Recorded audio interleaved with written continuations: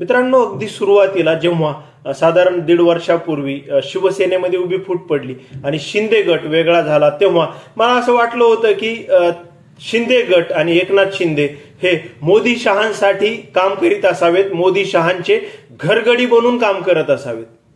परंतु सध्या असं लक्षात येतंय की अगदी भाजपच्या आशिष शेलार, केशव उपाध्ये सारख्यांचे सुद्धा हे घरगडी आहेत की काय असा प्रश्न माझ्या मनात तयार झालेला आहे. त्याला कारण असं घडलेलं आहे मित्रांनो की सुरुवातीला वाटलं मोदी शहांचे घरगडी, परंतु नंतर इकडं जेव्हा देवेंद्र फडणवीस हे यांना ऑपरेट करायला लागले, चिठ्ठी लिहून द्यायला लागले, माईक हिसकून घ्यायला लागले, तेव्हा लक्षात आलं की फडणवीसांचे देखील हे घरगडी आहेत. आणि मग आता तर असं समजतंय की ते कुठलं तरी एक शब्द उद्धव ठाकरे यांनी वापरला, लायक का नालायक काहीतरी, आणि मग त्याची सीडी तपासणार आहेत, ऑडिओ तपासणार आहेत आणि मग गुन्हा नोंद करणार आहेत. का तर नारायण राणेंना अशाच प्रकारे अटक केली होती. म्हणजे नारायण राणे, नितेश राणे, निलेश राणे यांचे देखील घरगडी बनून हे काम करत आहेत आणि त्यांच्या बाबतीत जे काही घडलं तर त्याचा बदला घेण्यासाठी हे मैदानात उतरल्यासारखं दिसत आहे. आणि मग त्यामुळेच प्रश्न तयार झालाय की नक्की कोणाकोणाचे, अगदी आमच्या इथला जो भाजपचा जिल्हा अध्यक्ष आहे त्याचे पण घरगडी इतकं काय शिंदे गट, असा प्रश्न माझ्या मनात तयार झालेला आहे. आशिष शेलार, केशव उपाध्ये हे तर खूप मोठे नेते असतील शिंदे गटांसाठी. तर आणि मग मित्रांनो, हे सर्व राडा हा जो काही राजकीय सुरू झालेला आहे, तर उद्धव ठाकरे यांनी जे वक्तव्य म्हटलेलं आहे तर ते आपण सर्वांनी ऐकलेलं आहे. आणि त्यांनी म्हटलेलं आहे की राज्यामध्ये एवढे मोठे प्रश्न आहेत, शेतकरी हवालदिल आहे, गारपीट झालेली आहे, पिकांचं नुकसान झालेलं आहे. अशा परिस्थितीमध्ये तुम्ही जर परराज्यामध्ये जर प्रचार करत फिरत असताल तर मग तुम्ही राज्याचा राज्यकारभार करण्यास नालायक आहात. आणि माझंही त्या वक्तव्याला समर्थन आहे. जर उद्धव ठाकरेंवर गुन्हा नोंद होणार असेल तर हा व्हिडिओ त्या शंभूराज देसाई आणि गृहमंत्री फडणवीसांपर्यंत पोहोचवा आणि माझ्यावर देखील एक गुन्हा नोंद करून टाका. मी पण त्या वक्तव्याचं समर्थन करतो. आणि नक्की का करतो तर मित्रांनो, राज्यामध्ये अनेक प्रश्न आहेत सध्याच्या स्थितीमध्ये. त्यामध्ये मग आरक्षणाचा प्रश्न हा ऐरणीवर आहे. मराठा आरक्षण, एकीकडे मराठा बांधवांच्या आत्महत्या होत आहेत, त्या थांबवण्यासाठी सरकार प्रयत्न करत असताना दिसत नाही. दुसरीकडे ओबीसीचे मेळावे होत आहेत, त्यावरून सरकार पक्षामधीलच नेते हे चिथावणीखोर वक्तव्य करत आहेत. त्यामधून दंगली भडकतील का काय, जातीय दंगली, असा एक प्रश्न तयार झालेला आहे. त्याबाबतची कुठलीही सीडी मागवत असताना शंभूराज देसाई आणि सरकार दिसत नाही की भुजबळांनी काय वक्तव्य केलं किंवा अन्य वक्तव्य काय झाली, टंगडं तोडू वगैरे वगैरे तुम्ही सर्वांनी ऐकलं असेल. त्यानंतर मग आरोग्याचा प्रश्न हा गंभीर बनत चाललेला आहे. अनेक ठिकाणी आरोग्य सुविधा नाहीयेत, अनेक ठिकाणी औषधांच्या अभावी मृत्यू झाल्याचं काही महिन्यांपूर्वी आपण पाहिलं. शेतकऱ्यांचे प्रश्न हे तर 12 महिने 5वीला पुजलेले आहेत. शेतकरी बिचारा हा प्रत्येक वर्षी अडचणीतच असतो. जास्त पाऊस झाला तरी अडचण होते, कमी पाऊस झाला तरी अडचण होते. त्याला शासन विशेष मदत करत असताना दिसत नाही. महिलांचे प्रश्न हे ऐरणीवर आहेत. महिलांवर अत्याचार होत असताना ठिकठिकाणी दिसत आहेत. काही चिमुरड्यांवर अत्याचार होत असताना, बलात्कार होत असताना दिसत आहेत. याबाबत सरकार संवेदनशील असल्याचं अजिबात दिसत नाही. मोठमोठे गुन्ह्यांचे रॅकेट, जसं की ललित पाटीलचं ड्रग्जचं रॅकेट हे उघडकीस येत आहे, परंतु त्यामधील जे बडे मासे आहेत त्यांना मात्र अटक होत असताना दिसत नाही. ललित पाटील 9 महिने नक्की का अटक होता, त्याला कुठला रोग होता, त्याला कुठला आजार होता हे सांगायला शासन तयार नाहीये. कोणाच्या इशाऱ्यावर त्याला तिथं ठेवलं होतं ते सांगायला तयार नाहीये. कोणाकडे हप्ते जात होते, दादा भुसेनकडे काही लोक बोट दाखवतात, भुसेनची चौकशी करायला तयार नाहीयेत. ललित पाटील कसा पळून गेला, पोलीस प्रशासनाने कशी मदत केली किंवा कसा बनाव रचला त्याच्या पळून जाण्याचा, हे सर्व गोष्टी. आणि एकूणच राज्यात अनांगोदी बांधलेली असताना दुसरीकडे एकनाथ शिंदे आणि शिंदे गट म्हणतो की आम्हीच खरी शिवसेना, आम्हीच खरी शिवसेना. अरे जर तुम्हीच खरी शिवसेना तर मग अन्य राज्यात तेलंगणात शिवसेनेचे किती उमेदवार उभा केलेत आणि त्यात भाजपच्या विरोधात किती केलेत? जर काहीच उभा केले नाहीत तर तिकडं प्रचाराला जाण्याचं कारण काय? म्हणजे ज्या राज्यामध्ये तुम्हाला जागा सोडलेल्या नाहीयेत तिथं जाऊन जर तुम्ही भाजपचा प्रचार करणार असाल तर मग तुम्ही खरी शिवसेना कशी? अरे तुम्ही तर त्या मोदी शहांचे चरणदास झालात. तुम्ही तर त्या मोदी शहांचे शरणार्थी झालात, तुम्ही तर त्या मोदी शहांचे गुलाम झालात. शिंदे गट हा मोदी शहांचा गुलाम झाल्यासारखं वागत आहे. आणि यापूर्वी ना बाळासाहेब कुठं भाजपच्या प्रचाराला परराज्यात गेल्याचं मला आठवतं, ना उद्धव ठाकरे ना आदित्य ठाकरे गेल्याचं आठवतं. एक वेळा फक्त अमित शहांचा फॉर्म भरण्यासाठी अहमदाबादला गेल्याचं मला चांगलं आठवतं त्या रॅलीमध्ये. आणि मग मित्रांनो, हे जर स्वतंत्र शिवसेना आहेत तर पूर्वी उद्धव ठाकरे हे स्वतंत्र शिवसेना होते, तर भाजपच्या उमेदवाराच्या विरोधात परराज्यात उमेदवार उभा करायचे.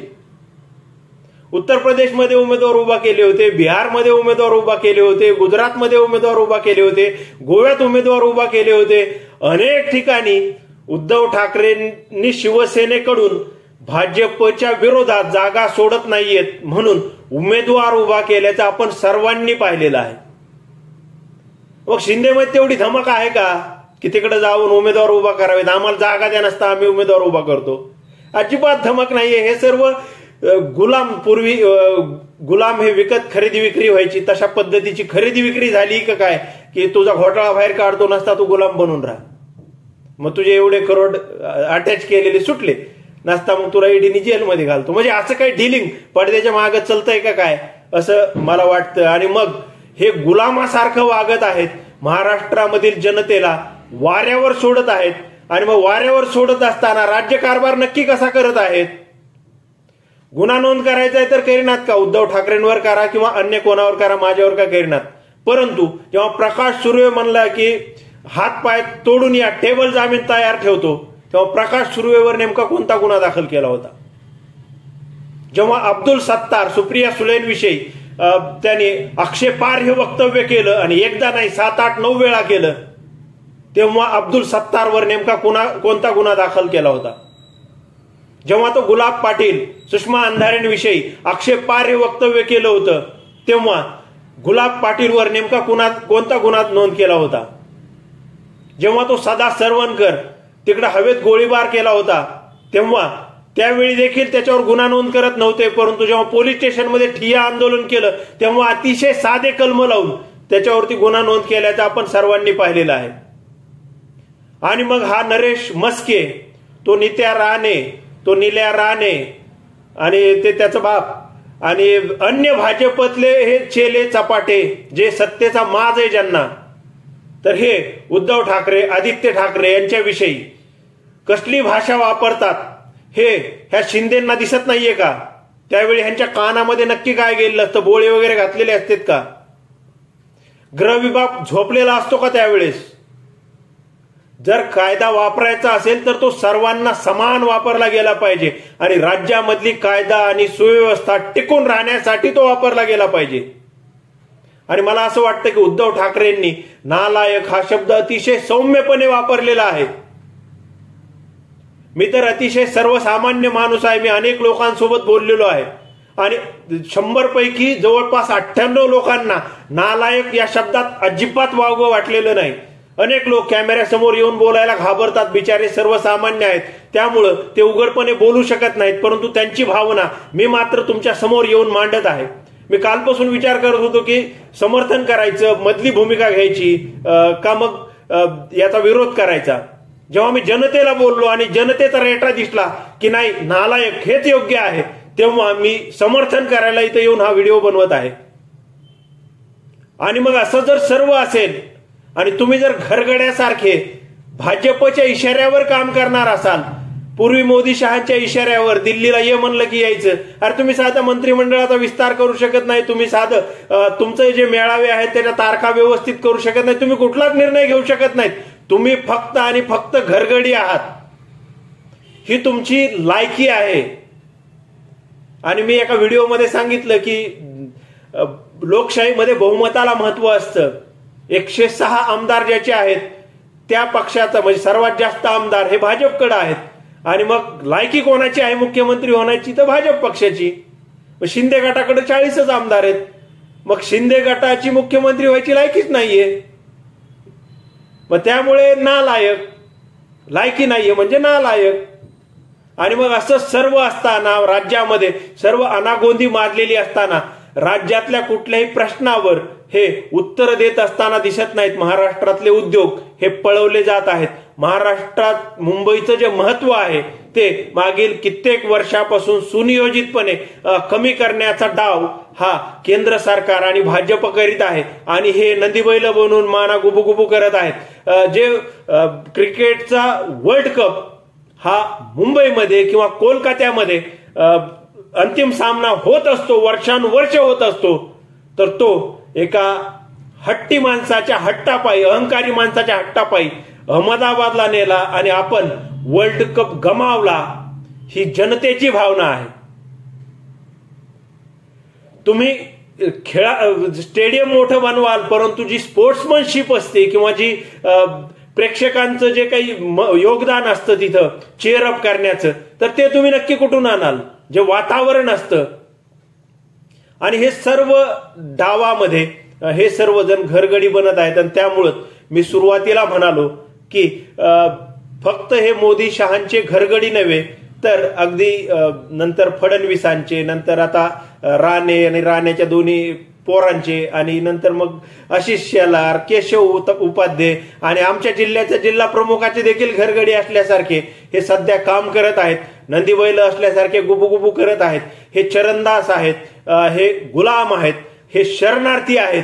आणि हे ह्यांच्या संपत्त्या वाचवण्यासाठी फक्त तिकडे गेलेले आहेत. पूर्वी जसे गुलाम खरेदी विक्री व्हायचे तसंच पडद्याच्या मागून यांचं डिलिंग झालं का काय, असा मला खूप प्रश्न आहे.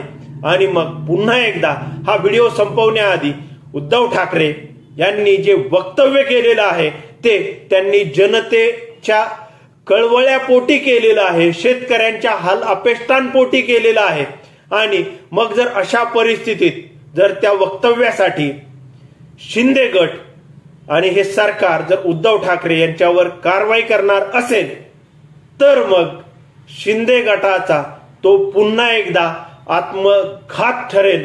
तो नक्की कसा ठरेल यावर मी एक स्वतंत्र व्हिडिओ बनवणार आहे. परंतु उद्धव ठाकरे यांच्या त्या नालायक वक्तव्याला माझं उघडपणे समर्थन आहे.